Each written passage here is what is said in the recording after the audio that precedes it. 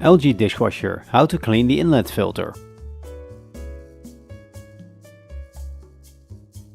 The rubber seal can be removed with a flat screwdriver. For extra protection you can use a plastic scoop. Close the water tap. Unscrew the inlet hose connector from the water tap. Gently remove the rubber seal.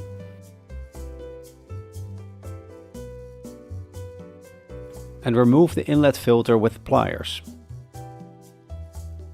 Use a soft brush to clean residue from the inlet filter. Don't forget to clean the inner part. If needed, flush with warm water from the tap.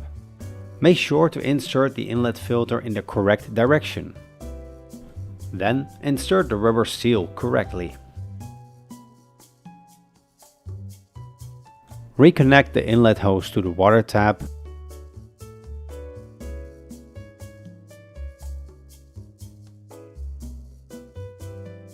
Don't forget to open the water tap.